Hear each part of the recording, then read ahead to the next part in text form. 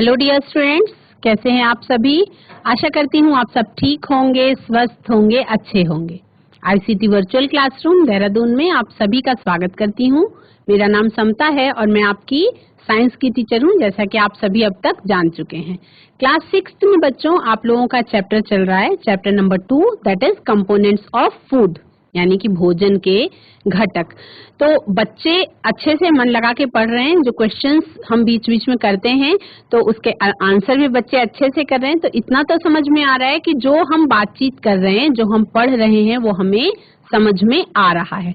ठीक है, हम लोगों को बात करनी है कि हम लोग जो खाना खाते हैं, चैप्टर का हम लोगों का टारगेट क्या था कि हम लोग जो खाना खाते हैं अपने उस खाने को समझना है कि हम कौन कौन सा फूड मटेरियल खाते हैं, उसमें कौन कौन सा न्यूट्रिएंट यानी कि पोषक तत्व हमें मिलता है, उन पोषक तत्वों की हमारे शरीर को क्यों जरूरत है, और अगर वो जरूरत है तो पोषक तत्वों को पूरा करने के लिए हमें कौन कौन सा फूड मटेरियल खाना होगा। अगर हमको प्रोटीन चाहिए तो वी शुड नो कि हमें प्रोटीन चाहिए, तो हमें कौन सा खाना खाने से प्रोटीन की कमी को हम पूरा कर सकते हैं। चलेंगे स्मार्ट बोर्ड की तरफ, और प्रोटीन के सोर्सेज के बारे में कल हमने बात करी थी, आज हम उसको रिवाइज करते हुए आगे बढ़ेंगे। बच्चों, हम लोगों का चैप्टर चल रहा है कंपोनेंट्स ऑफ फूड, यानी कि भोजन के घटक।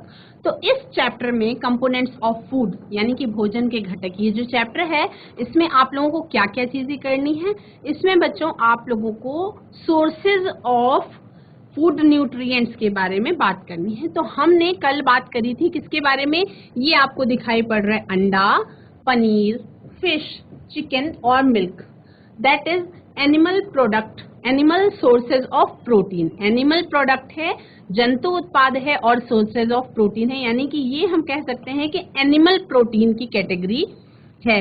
ये सारे क्या हैं, ये सारे एनिमल प्रोटीन की कैटेगरी है।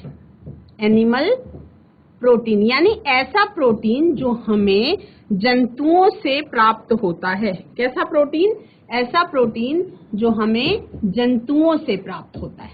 ठीक है, उसमें आपका पनीर है, अंडा है, चिकन है, मिल्क है और फिश है, और भी थोड़ी चीजें जो आपको कुछ फूड आइटम्स ऐसे होते हैं कि जो आपको एनिमल्स से नहीं मिलते, उनको लेने के लिए आपको केवल प्लांट्स की जरूरत होती है। तो all these food items are rich sources of proteins and fats. जो ऊपर आपको एनिमल प्रोटीन्स दिखाई पड़ रहे हैं, इसमें प्रोटीन्स भी बहुत उचित मात्रा में होता है और साथ ही साथ फैट्स भी होते हैं। ठीक है, कुछ और कंपोनेंट्स हैं जिन्हें हमें प्रोटीन मिल सकती है। जैसे अगर हम बात करें कि कोई वेजिटेरियन है, कोई मनुष्य है, कोई इंसान ऐसा है जो शाकाहारी, जिसका आहार है दैनिक चर्या में, जो वेजिटेरियन है, शाकाहारी भोजन खाता है, तो उसको जो प्रोटीन है उसकी कमी को वो पूरा कैसे करेगा। वो चिकन नहीं खा सकता, वो फिश नहीं खा सकता, वो मटन नहीं खा सकता, और भी तो एग भी कुछ लोग नहीं खाते हैं। तो वो लोग अपने शरीर में प्रोटीन की कमी को कैसे पूरा करेंगे। तो वो पनीर खा सकते हैं, वो दूध पी सकते हैं, और बहुत प्रकार की दालें हैं जिसमें बहुत अच्छी मात्रा में प्रोटीन अवेलेबल होता है, प्रोटीन मौजूद होता है, तो वो उसको खा सकते हैं। जैसे चना है, मूंग है, बीन्स है। सोयाबीन प्लांट प्रोटीन का सबसे अच्छा स्रोत है। सोयाबीन जो है ये पादप प्रोटीन का सबसे अच्छा स्रोत है।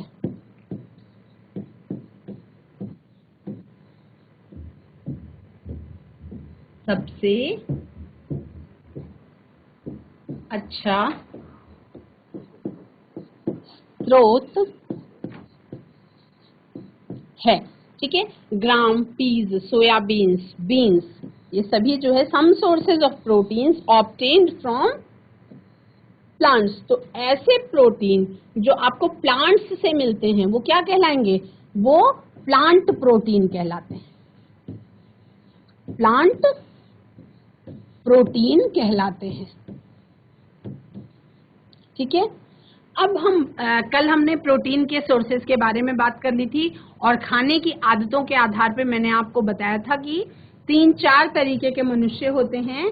पहले तो होते हैं वेजिटेरियन, दैट इज शाकाहारी, जिसमें वो शाकाहार को ग्रहण करते हैं, यानी ज्यादातर तो प्लांट प्रोडक्ट्स को कंज्यूम करते हैं, लेकिन उनके लिए दूध, दही, पनीर या भैंस गाय के दूध का परहेज नहीं होता है। तो वो कैटेगरी जो है वो शाकाहारी कहलाती है, जो हमारे भारत में पाई जाती है। कुछ लोग एगिटेरियन होते हैं जो प्लांट प्रोडक्ट्स के साथ साथ एग्स का कंजम्पशन करते हैं।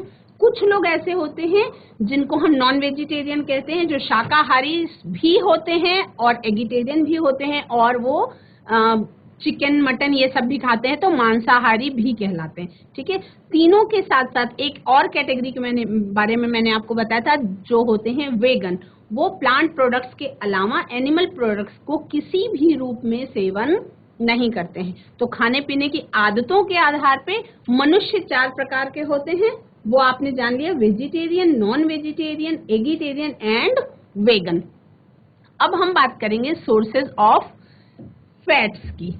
इसके बारे में बहुत सारे बच्चों को पता भी होगा, लेकिन फिर भी जिनको नहीं पता है वो जानेंगे वसा के स्रोत।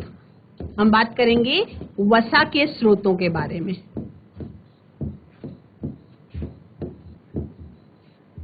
वसा के स्रोत कौन से होते हैं? ऐसी चीजें जिनमें थोड़ी चिकनाई होती है, वो आपके फैट्स के सोर्सेज के रूप में आप उनको समझ सकते हैं। जैसे अगर हम बात करें घी की, तो घी अगर मान लीजिए आपके हाथ में लग जाता है, तो तब तक आप उसको क्लीन नहीं कर सकते जब तक आप उसको साबुन से अपने हाथ नहीं धोते, यानी कि वो आपके हाथ में लगा ही रह जाएगा। अगर आप कागज में पोंछते हैं तो कागज में भी वो चला जाएगा, उसमें भी चिकनाई आ जाएगी। कपड़े में करते हैं तो कपड़ा भी खराब हो जाएगा। यानी कि फैट्स को क्लीन करने के लिए साबुन की जरूरत होती है, उसके अंदर होती है चिकनाई। तो फैट्स कहाँ कहाँ से मिल सकते हैं? Fats are obtained from various animal sources. कुछ एनिमल सोर्सेज से आपको फैट्स मिलते हैं, जैसे रेड मीट, लाल रंग का मांस होता है जिनका, उनमें भी फैट्स पाया जाता है। एग्स में भी कुछ मात्रा में फैट होता है, मिल्क में भी कुछ मात्रा में नेचुरल फैट होता है, और मिल्क प्रोडक्ट्स जैसे कि घी में क्या है? फैट है, प्योर फैट है घी। बटर यानी कि मक्खन भी प्योर फैट है, क्रीम भी प्योर फैट है। तो ये सारे कैसे हैं? ये सारे वसा के स्रोत हैं, लेकिन जंतु उत्पाद हैं। वसा के स्रोत जो आपको जंतुओं से मिलते हैं, तो इसको हम जंतु वसा या एनिमल फैट भी कह सकते हैं। जंतु वसा या एनिमल फैट भी कह सकते हैं। अब फैट कई प्रकार के होते हैं, तो कुछ तो एनिमल फैट होते हैं और कुछ ऐसे होते हैं जो आपको प्लांट्स से मिलते हैं। जैसे अगर हम बात करें नारियल तेल की, तो नारियल क्या है? नारियल प्लांट से मिलता है। तो नारियल का तेल जो है वो आपका फैट की कैटेगरी में आया, लेकिन एनिमल से नहीं मिल रहा है, आपको वो मिल रहा है प्लांट से, तो वो प्लांट फैट्स की कैटेगरी में आ जाता है। तो कुछ प्लांट सोर्सेज ऑफ फैट्स जो हैं उनके बारे में जानेंगे। Some plant sources of fats are ground nuts, यानी कि मूंगफली, इसमें बहुत ज्यादा मात्रा में फैट होता है। और प्रोटीन का भी स्रोत है ये। तिल का भी तेल आप सबने सुना होगा, तो तिल जो है उसमें भी फैट होता है। नट्स यानी कि जो सूखे मेवे होते हैं, नट्स का मतलब आपका बादाम हो गया, अखरोट हो गया, ये सब नट्स की कैटेगरी में आते हैं। कोकोनट ऑयल यानी कि नारियल का तेल, नारियल का तेल। सनफ्लावर ऑयल, सूरजमुखी का तेल। तो जितने भी ऑयल हैं बहुत सारे हैं, काउंट करेंगे इसमें बहुत सारों का नाम नहीं है। जैसे सरसों का तेल है, जैतून का तेल है, नारियल का तेल है, तिल का तेल है, मूंगफली का तेल है, और बहुत सारे, है ना। रिफाइंड ऑयल जो होता है वो सोयाबीन का तेल है। ये सारे ऑयल्स जो हैं ये फैट के सोर्स हैं, लेकिन ये सारी चीजें, इनका जो रॉ मटेरियल है वो आपको कहाँ से मिलता है? प्लांट से मिलता है। तो इसलिए हम इन्हें प्लांट फैट्स की कैटेगरी में रख सकते हैं, यानी कि पौधों से मिलने वाली वसा, पौधों से मिलने वाली वसा प्लांट फैट की कैटेगरी में रख सकते हैं। तो ये कितने प्रकार के हो गए? आपके 2 तरीके का फैट का भी सोर्स हो गया। फैट का भी सोर्स 2 तरीके का हो गया। कुछ फैट्स ऐसे जो आपको एनिमल्स से मिल रहे हैं और कुछ फैट्स ऐसे जो आपको किससे मिल रहे हैं, प्लांट्स से मिल रहे हैं, है ना। कुछ फैट्स जो आपको जंतुओं से मिल रहे हैं और कुछ फैट्स जो आपको पौधों से मिल रहे हैं, है ना। तो आप लिस्ट बनाएंगे बच्चों, सोर्सेज ऑफ फैट्स यानी कि वसा के स्रोत। बच्चों लिखेंगे इसको अपनी कॉपी में, वसा के स्रोत। वसा दो प्रकार की होती है ना। तो जंतु स्रोत लिख देंगे और लिख देंगे वनस्पति स्रोत या पादप स्रोत।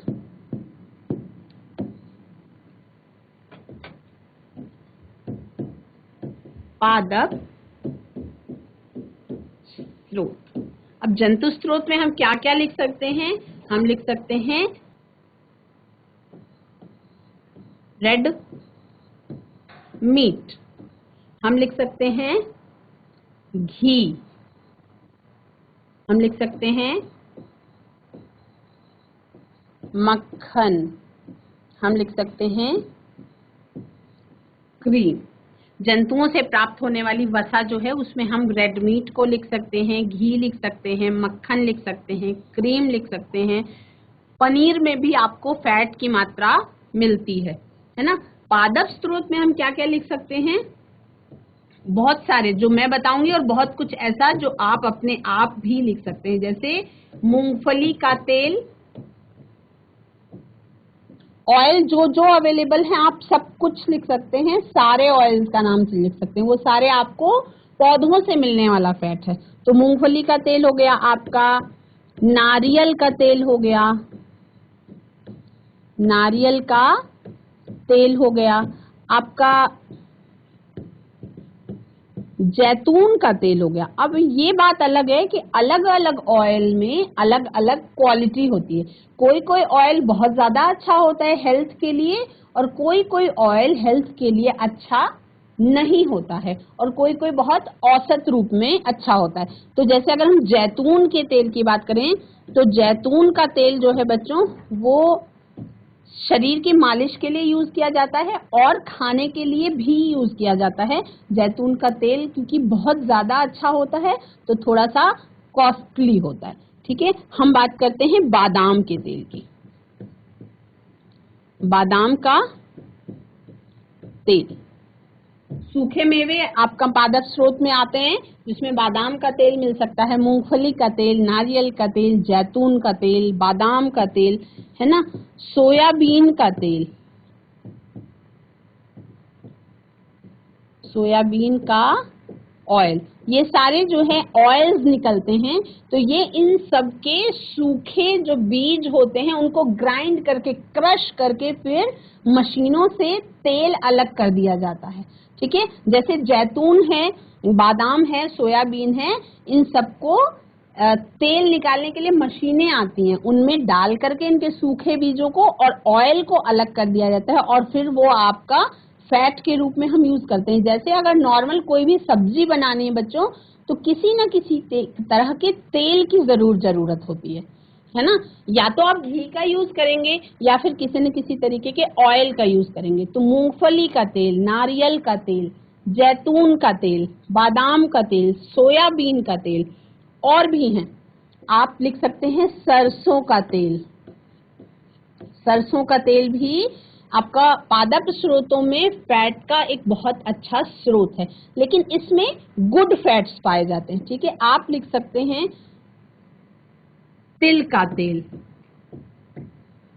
मतलब बहुत सारी वैरायटी मौजूद है, बहुत सारी वैरायटी है, तो चूज करना है, यू हैव टू चूज कि आप कौन से तरीके की फैट को यूज करते हैं अपने शरीर के लिए। अब फैट्स दो तरीके के होते हैं बच्चों, गुड फैट्स होते हैं और बैड फैट्स होते हैं ना।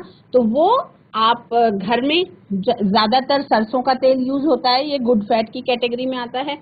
सोयाबीन का तेल आजकल ऐसा कहा जा रहा है कि बहुत अच्छा फैट नहीं होता, क्योंकि इसमें सोयाबीन के तेल में कोई दूसरा ऑयल भी मिक्स कर दिया जाता है। इसको रिफाइंड ऑयल जो होते हैं, रिफाइंड एक्चुअल में जो मशीन से निकला हुआ सीधा जो आपको शुद्ध तेल जिसको हम कहते हैं, शुद्ध तेल अगर इस्तेमाल किया जाए खाने के लिए तो वो नुकसानदायी नहीं होता, वो फायदेमंद ही होता है कहीं ना कहीं। लेकिन अगर उस ऑयल को रिफाइंड कर दिया जाए, यानी कि उस ऑयल में जो क्वालिटी वाली चीजें हैं वो निकाल दी जाए, उसको क्लियर कर दिया जाए, ट्रांसपेरेंट दिखाई पड़े, तो उसको क्लियर करने के चक्कर में, ट्रांसपेरेंट करने के चक्कर में उसकी क्वालिटी को वो क्वालिटी डाउन हो जाती है। तो इसलिए कोई जरूरी नहीं है कि सारा तेल फायदेमंद भी हो, इसमें कुछ ऑयल ऐसे भी होते हैं जिनमें गुड फैट नहीं पाया जाता। तो मूंगफली का तेल, नारियल का तेल, जैतून का तेल, बादाम का तेल, सोयाबीन का तेल, सरसों का तेल, तिल का तेल। खेती होती है सूरजमुखी की, सूरजमुखी के फूलों में जो बीज होते हैं उनका भी तेल निकाला जाता है, तो सूरजमुखी का तेल। तो बहुत सारी वैरायटी आपने देख ली, जो आपको पादप स्रोतों से मिलने वाला फैट है और जंतु स्रोतों से मिलने वाला फैट भी आपने बहुत सारा जान लिया। इसको हम नोट कर लेंगे। उसके बाद प्रोटीन्स के बारे में भी हम ऐसे ही कॉपी में नोट करेंगे, अपने प्रोटीन के स्रोत के बारे में।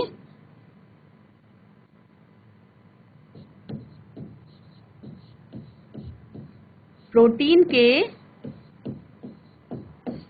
स्रोत, प्रोटीन भी दो तरीके की होती है, एक जंतु प्रोटीन और दूसरी पादप प्रोटीन।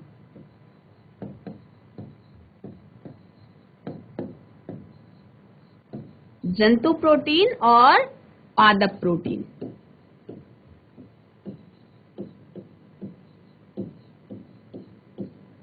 अब जंतु प्रोटीन में आप किसको किसको लिख सकते हैं, पादप प्रोटीन में आप किसको किसको लिख सकते हैं। जंतु प्रोटीन में आप लिख सकते हैं meet, chicken,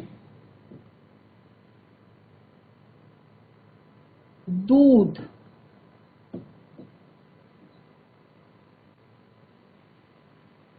paneer,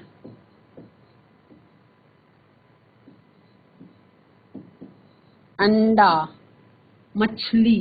GGIC Sultanpur, GGIC Sultanpur. बच्चों हम बात कर रहे हैं सोर्सेज ऑफ प्रोटीन के बारे में। तो सोर्सेज ऑफ प्रोटीन दो तरीके के होते हैं, मतलब प्रोटीन आपको दो तरीके का मिलेगा। एक तो ऐसे प्रोटीन जो आपको एनिमल सोर्सेज से मिल रहे हैं, वो आपके जंतु प्रोटीन कहलाएंगे। और ऐसे प्रोटीन जो आपको प्लांट सोर्सेज से मिल रहे हैं, मतलब पादप स्रोतों से मिल रहे हैं, पेड़ पौधों से मिल रहे हैं, वो आपको पादप प्रोटीन या प्लांट प्रोटीन कहलाते हैं। तो प्रोटीन के स्रोतों में जंतु प्रोटीन की कैटेगरी में कौन कौन से आते हैं, आपका मीट, चिकन, दूध, पनीर, अंडा, मछली, ये सारे आपके जंतु प्रोटीन की कैटेगरी में आते हैं। और पादप की प्रोटीन की कैटेगरी में, पादप प्रोटीन की कैटेगरी सभी बच्चे खुद बताएंगे, हैंड रेज करेंगे किसको प्लांट प्रोटीन के बारे में पता है, हाथ खड़े करेंगे, माइक ऑन कर लीजिए अपना। Hello, good morning ma'am. Good morning बेटा, क्या नाम है आपका? अदीबा। अदीबा से तो कल भी बात हुई थी, तो अदीबा के अलावा कोई दूसरी उसकी सहेली से बात हो सकती है? Adiba, morning ma'am. आपका क्या नाम है बेटा? सना। सना। सना, ये बताओ कि प्लांट प्रोटीन क्या होते हैं, क्या आपको समझ में आ रहा है जो मैं पढ़ा रही हूँ? जी मैम। बताइए सना, बताइए प्लांट प्रोटीन क्या होते हैं। अपनी भाषा में बताना है बेटा, और बिना डरे हुए, जो आपको समझ में आ रहा है वही बताना है। You need not to be perfect, perfect होने की जरूरत नहीं है। आपको जितना समझ में आता है अपनी भाषा में बताइए, और बुक्स वगैरह से नहीं देखेंगे, पढ़ते समय बुक से नहीं देखा करते हैं। सना बताइए, पादप प्रोटीन से आप समझते क्या हो, मतलब आपको क्या समझ में आ रहा है, प्लांट प्रोटीन क्या होते हैं? सना कोशिश करो बेटा। मतलब आपको मैंने पूछा कि जो मैं पढ़ा रही हूँ वो आपको समझ में आ रहा है, तो आपने बोला कि यस मैम समझ में आ रहा है, तो इसका मतलब आप प्लांट प्रोटीन के बारे में कुछ तो बता पाओगे। जो आता है, जो समझ में आता है वही बताओ। जी मैम। बताओ, डरने की जरूरत नहीं है कुल भी, और थोड़ा तेज बोलेंगे। सना बैठ गई, सना को नहीं आ रहा है?